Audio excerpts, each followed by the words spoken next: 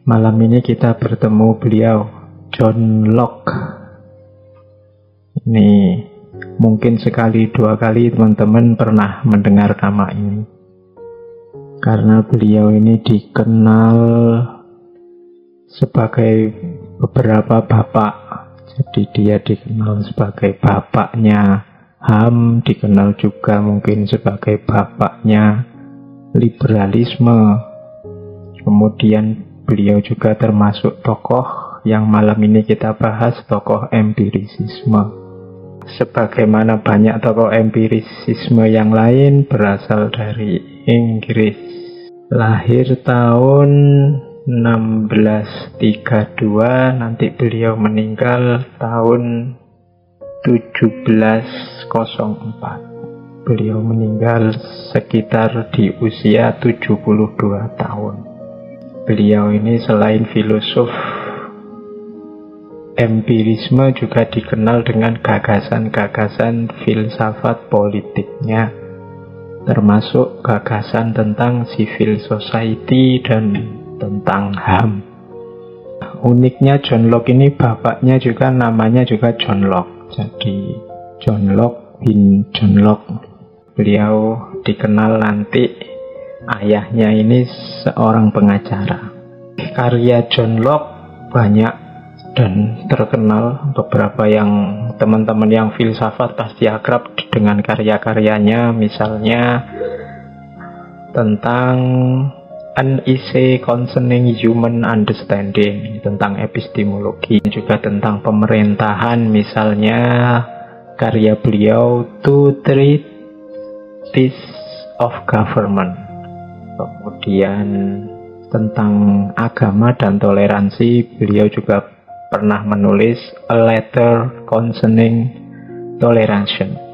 Ini buku-buku yang terkenal. Beliau termasuk pelopor awal untuk gagasan-gagasan politik, gagasan-gagasan tentang epistemologi, dan juga gagasan-gagasan tentang HAM.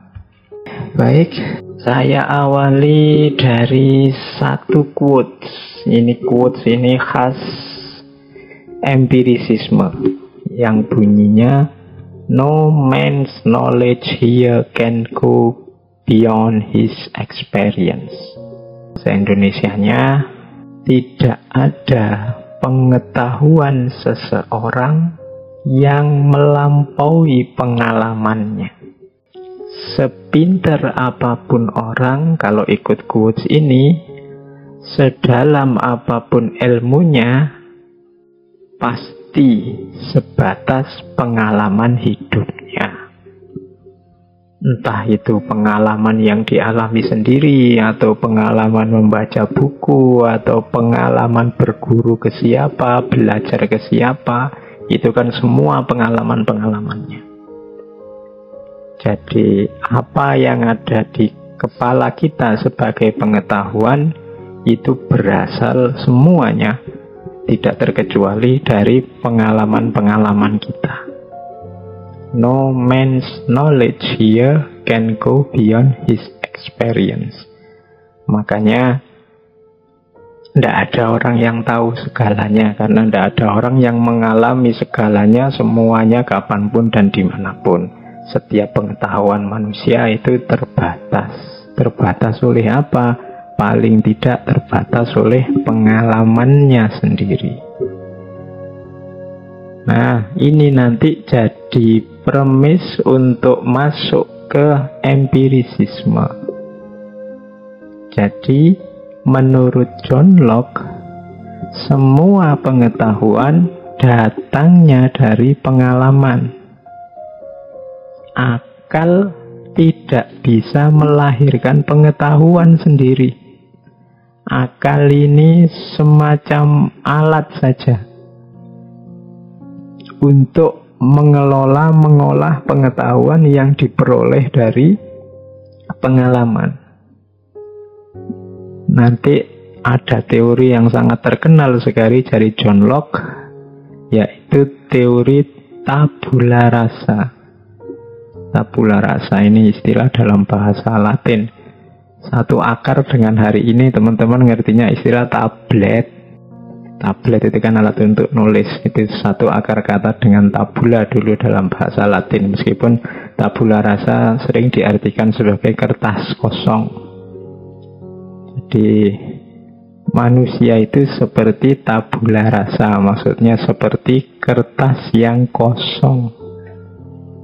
Kalau dari sejarahnya istilah tabula itu dalam bahasa Latin itu semacam lempengan terbuat dari lilin zaman Romawi untuk menulis, yang kalau sudah selesai nulis kemudian dihapus. Cara menghapusnya itu dipanasi dulu sehingga lilinnya agak leleh, agak lumer, kemudian dihaluskan lagi. Nah itu di zaman Romawi disebut tabula. Tadi saya bilang mirip kalau hari ini kita pakai tablet. Atau kalau nenek-nenek kita dulu itu mirip barang. Kalau sekolah itu namanya sabak. Sabak itu batu lempengan yang bentuknya kotak dibawa ke sekolah. Anak-anak Indonesia zaman dulu. Sabak itu gandengannya grip. Grip ini semacam pensilnya. Nah, tabula rasa itu berarti tablet yang kosong, atau sering diterjemahkan kertas yang kosong. Manusia itu begitu lahir ke dunia itu ibarat kertas yang kosong. Tidak ada isinya apa-apa. Isinya nanti dari mana? Dari pengalaman. Jadi sejauh mana dia mengalami apa, disitulah nanti pengetahuannya bertambah. Dan ini mengkritik rasionalisme. Di rasionalisme, misalnya di gagasannya Descartes, ada pandangan tentang ide bawaan. Ide bawaan itu pandangan bahwa manusia itu lahir dengan membawa ide-ide tertentu yang sudah otomatis tertanam dalam pikirannya. Ini namanya ide bawaan. Yang ini dibantah oleh John Locke dan kawan-kawan dari tradisi empirisisme. Tidak ada manusia lahir itu ya seperti kertas putih. Katanya John Locke, kalau ide bawaan itu ada, gimana dengan harusnya anak-anak kecil itu juga sudah bisa berpikir sempurna? Ternyata juga tidak. Gimana dengan orang-orang, kalau bahasanya John Locke itu apa? Orang-orang yang idiot, orang-orang yang pikirannya tidak sempurna. Itu kan juga tidak bisa nyambung dengan gagasan ide bawaan. Jadi ternyata katanya John Locke, ide bawaan itu tidak ada. Semua ide yang ada di kepala kita itu berasal dari pengalaman. Kalau ada yang tanya, kira-kira Bapak setuju tidak dengan pandangan ini? Bahwa semua ide berasal dari pengalaman. Jadi kita belajar pelan-pelan dulu ya. Kita ikuti dulu cara berpikirnya empirisisme ini. Ya nanti ada pasti bantahan-bantahan selanjutnya. Nanti kan di zaman ini masih perdebatan rasionalisme, empirisisme. Nanti ditautkan oleh Immanuel Kant dengan kritisismenya. Tapi bukan berarti empirisisme itu salah atau rasionalisme itu terus mutlak salah. Setiap gagasan ada porsi dan proporsinya sendiri.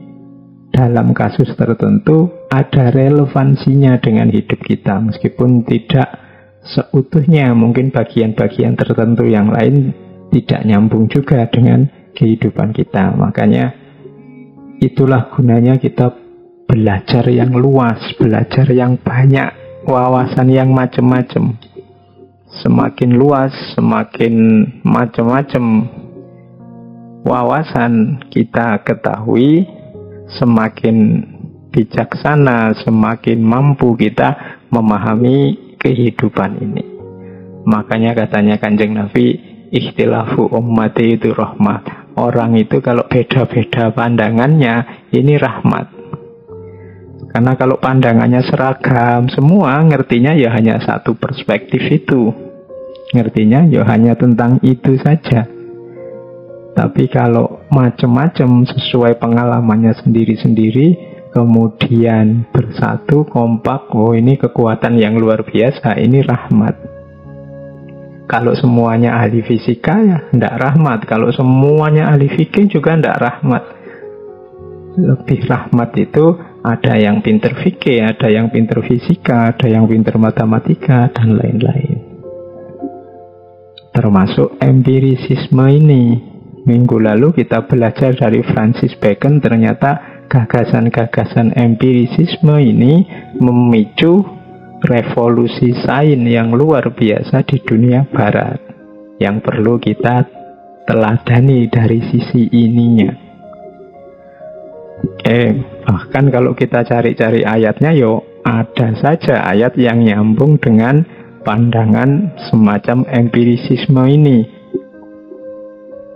Misalnya yang tadi, bahwa manusia itu lahirnya seperti kertas putih yang nanti dapat pengetahuan dari pengalaman. Misalnya yang saya ingat, ada ayat yang bunyinya seperti ini. Wallahu akhrajakum min butuni ummahatikum la ta'lamuna syai'an wa ja'ala lakumus sam'a wal absara wal afidah. Jadi ini kalau tidak salah surat An-Nahl. Jadi Allah mengeluarkanmu dari rahim ibumu, la ta'lamuna syai'an, tidak tahu apapun, berarti tidak ngerti apa-apa, masih kosong. Wa ja'ala lakumus sam'a wal absara wal afidah, dan menjadikan untukmu telinga, kemudian mata, dan seterusnya. Jadi ternyata kita itu awalnya la ta'lamuna syai'an, tidak tahu apa-apa. Kemudian dapat pengalaman dari yang kita dengar, yang kita lihat, yang kita alami, dan seterusnya. Ternyata yo ada saja ayat yang mendukung, asal dipakai sesuai porsi dan proporsinya. Jadi dasar pikiran empirisismenya John Locke itu manusia awalnya seperti tabula rasa, kemudian mendapat pengetahuan dari pengalaman hidupnya. Oke, kita lanjutkan. Pengalaman ini nanti menurut John Locke terbagi dua. Ada pengalaman lahiriah, ada pengalaman batiniah. Sebenarnya ini penjelasannya simpel ya, tidak terlalu rumit. Pengalaman lahiriah itu pengalaman yang kita alami langsung melalui panca indera. Pengalaman lahiriah ini disebut sensation. Jadi pengalaman yang kita dapat lewat bantuan panca indera. Misalnya tentang bau, ya kita dapat dari hidung. Tentang suara kita dapat dari telinga. Tentang warna kita dapat dari mata, dan seterusnya. Ini namanya pengalaman lahiriah. Sederhana, simple, bisa langsung ditangkap. Beda dengan yang kedua. Yang kedua pengalaman batiniah. Pengalaman batiniah ini tidak lagi menggunakan panca indera, tapi kegiatan pikiran kita, kegiatan mental kita. Pengalaman batiniah itu ketika kita ingin sesuatu, meyakini sesuatu, meragukan sesuatu, itu pengalaman batiniah. Dari pengalaman batiniah ini biasanya nanti lahir ide-ide. Dari mana pengalaman batiniah ini muncul? Biasanya melanjutkan dari pengalaman lahiriah. Data-data yang kita peroleh dari pengalaman lahiriah terus kita pikirkan dengan akal kita. Aktivitas berpikir ini nanti akan melahirkan pengalaman batiniah. Mungkin jadi ragu, mungkin jadi yakin, mungkin jadi menginginkan sesuatu, dan seterusnya. Ini namanya pengalaman batiniah. Jadi manusia itu kosong, pengetahuannya berasal dari pengalaman. Pengalaman ini ada yang lahiriah, ada yang batiniah. Kita lanjutkan. Nah, pengalaman batiniah tadi nanti melahirkan ide-ide, gagasan-gagasan yang muncul di kepala. Ide ini nanti dibagi dua juga. Ada simple ideas, ada complex ideas. Gagasan yang simple dan gagasan yang kompleks. Yang simple apa? Yang simple itu ya perpaduan antara pengalaman lahiriah dan pengalaman batiniah. Ini simple. Jadi kita lihat meja yang warnanya coklat. Kemudian kita berpikir tentang meja coklat itu, lahirlah ide tentang, oh ada meja yang warnanya coklat toh. Nah, ini namanya simple ideas. Nah, sederhana. Tapi ada juga yang kompleks.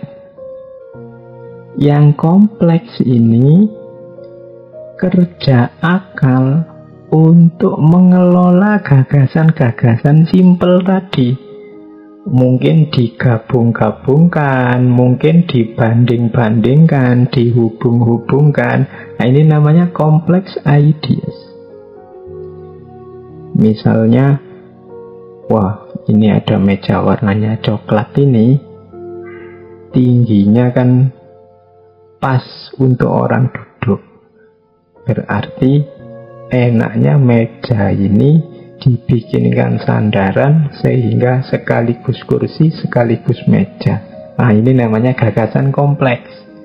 Dengan bahan gagasan-gagasan yang simple sebelumnya, kita komparasi dengan pengetahuan kita sebelumnya, kita bandingkan, kita analisis, kita gabungkan, kita pisahkan, terus muncul gagasan yang baru. Nah, ini namanya complex ideas. Gagasan yang kompleks, kumpulan dari gagasan-gagasan sebelumnya yang melahirkan ide yang baru. Jadi manusia itu tabula rasa, seperti kertas putih. Pengetahuannya didapat dari pengalaman, yang pengalaman itu ada pengalaman lahiriah dan batiniah. Yang ini pertemuan antara pengalaman lahiriah dan batiniah melahirkan ide atau gagasan. Yang gagasan itu ada yang simple, ada yang kompleks. Nah, kalau tadi panca indera dan akal yang kerja, sekarang kita lihat objeknya yang dilihat. Objek yang dilihat namanya kualitas. Jadi objek yang dilihat ini ada kualitasnya. Tadi kan manusia mengalami sesuatu yang lahiriah maupun yang batiniah. Yang dialami apa? Yang dialami itu objek yang di luar dirinya. Nah, objek ini punya kualitas, punya ciri-ciri. Ciri inilah nanti yang ditangkap oleh panca indera maupun oleh akal. Nah, ciri ini ada 3 level. Yang pertama, ciri-ciri atau kualitas primer. yang kedua kualitas sekunder, dan yang ketiga kualitas tersier. Oke, pelan-pelan ya. Yang primer ini adalah sifat-sifat, ciri-ciri, kualitas yang sifatnya objektif, tidak tergantung manusia. Misalnya bentuknya, jumlahnya, dan lain sebagainya. Jadi ini nggak tergantung manusia. Sifatnya objektif, beratnya, panjangnya, lebarnya, itu kan nggak tergantung manusia, objektif. Laptop ini panjangnya sekitar 30 cm, lebarnya sekitar 20 cm. Ini kan objektif. Tidak tergantung subjek yang membaca, saya. Dia kenyataan seperti apa adanya. Bisa diukur. Nah, hari ini banyak orang bilang bahwa apa ada objektivitas itu? Yo ada. Dalam ranah objektif. Ranah objektif itu ranah yang subjek tidak bisa intervensi. Kalau laptop ini panjangnya 30 cm, ya kalau mau saya bilang ini panjangnya 1 meter loh, ya orang ketawa. Ya sudah jelas segini kok. Seandainya meleset ya 31, 32 cm mungkin ya. Tapi kalau orang ngomong panjangnya 100 cm, saya pasti dianggap salah. Kenapa? Bisa diukur secara objektif. Nah, ini kualitas primer. Jadi inilah yang kita tangkap dengan panca indera.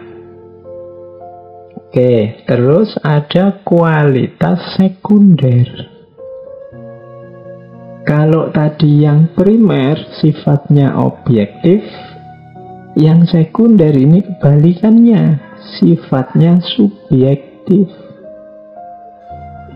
Kalau subjektif berarti apa? Tidak tergantung pada subjeknya. Di objeknya sendiri bisa tidak ada. Jadi ini yang merasakan, yang ngalami langsung. Ini biasanya sekunder. Misalnya saya meraba meja ini, saya raba, meja ini halus sekali ya. Loh, halus itu kesanku, hasil tangkapanku.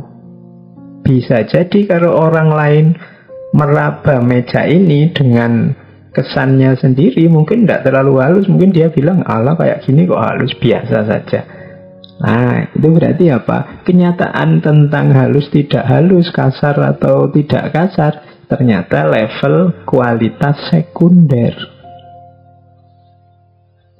Jadi sama lah kalau teman-teman lihat lawan jenismu misalnya, wah rambutnya panjang ya. Loh, kalau rambut panjang kualitas objektif. Tapi kalau cantik ya, cantik tidak cantik itu hubungannya dengan kualitas sekunder yang subjektif. Mungkin menurutmu sangat cantik, menurutku cantik, menurut dia tidak terlalu cantik, bisa saja begitu. Itu kenapa level ini level kualitas sekunder, kenyataan yang subjektif. Bagimu cantik, bagi yang lain ternyata sangat cantik. Loh, itu kan beda ternyata cara menanggapinya. Ini namanya kenyataan yang subjektif. Tapi kalau kulitnya putih ya, rambutnya panjang ya, matanya biru ya, nah ini kenyataan objektif. Ini sebenarnya pelajaran sangat dasar. Kalau teman-teman tidak bisa menangkap ini agak susah dalam berpikir nanti. Ini dasar-dasarnya sains. Yang ketiga ada kualitas tersier. Kalau ini biasanya tidak bersumber dari panca indera, tapi sudah diolah oleh akal. Jadi akal yang memilih, memutuskan, mempertimbangkan, dan seterusnya. Kalau ini sudah lebih panjang, sudah diolah lebih jauh oleh akal. Misalnya tadi ya, yang lihat, wah menurut saya cantik, tapi setelah saya pikir-pikir lagi, setelah saya bandingkan dengan temannya yang itu, setelah saya lihat, saya bandingkan dengan artis di TV, saya putuskan tidak terlalu cantik lah. Itu sudah level selanjutnya tersier. Jadi kualitas yang tersier, sifat-sifat yang ditambahkan, yang muncul belakangan setelah diolah, setelah dikelola oleh akal.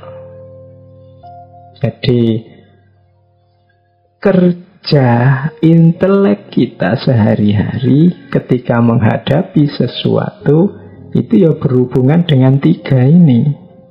Aspek objektifnya, aspek subjektifnya, kemudian tanggapan dari pikiran kita. Jadi ada tiga. Kalau subjektif itu berarti kesan kita dengan sumber panca indera. Kalau objektif itu berarti kondisi, sifat, situasi, sesuatu yang kita hadapi di luar tanggapan kita. Dan kalau yang tersier itu sudah hasil olahan pikiran kita. Kalau di situ saya tulis misalnya ketika kita simpulkan kebaikan-kah, keindahan-kah, bahkan kebenaran-kah, nah itu sudah olahan hasil pikiran kita. Jadi ini kualitas objeknya. Oke. Dari awal berarti tadi manusia itu seperti kertas putih yang diisi dengan pengalaman, baik pengalaman lahiriah maupun pengalaman batiniah, yang itu menghasilkan ide-ide, baik ide sederhana maupun ide kompleks, yang isinya adalah tentang objek dengan tiga kualitas. Apakah itu kualitas primer, ataukah kualitas sekunder, ataukah kualitas tersier. Ini nanti ada pengaruhnya selanjutnya dalam dunia epistemologi, bahkan juga dengan dunia pendidikan. Kita lanjutkan sekarang. Nah, selanjutnya tentang relasi ide dan objek. Relasi ide dan objek ini sebenarnya menegaskan lagi hubungan antara manusia yang menangkap gagasan dengan objek yang ditangkap oleh manusia dengan panca indera dan akalnya. Nah, katanya John Locke, objek di dunia nyata, di luar diri kita, itu mempengaruhi panca indera. Masuk ke dalam kesadaran, kemudian melahirkan gagasan. Kita keluar rumah, kemudian melihat ada batu besar. Loh, batu itu menampilkan dirinya pada kita dengan ide-ide tertentu. Makanya kita bisa, oh ada batu besar di pinggir jalan.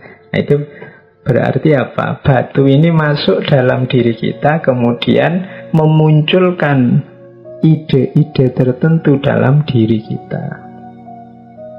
Jadi batunya ya tetap batu, tapi yang membunyikan keberadaan dia itu kita. Jadi dia muncul dalam diri kita dalam bentuk ide. Ya gampang-gampangannya kalau tadi kita keluar terus mata kita melihat batu, maka muncullah ke ide batu itu dalam pikiran kita. Oh ada batu yang besar, hitam, besarnya sekitar sekian, beratnya sekitar sekian. Ini kan memunculkan ide di kepala kita. Jadi hubungannya apa antara ide dengan objek? Objek itulah yang mendorong lahirnya ide dalam pikiran kita. Berarti ide yang ada dalam kepala kita itu adalah representasi dari objek yang berasal dari luar diri kita. Gagasan batu yang ada di kepala kita itu mewakili batunya sendiri yang ada di depan rumah kita tadi. Ini hubungan antara ide dan objek.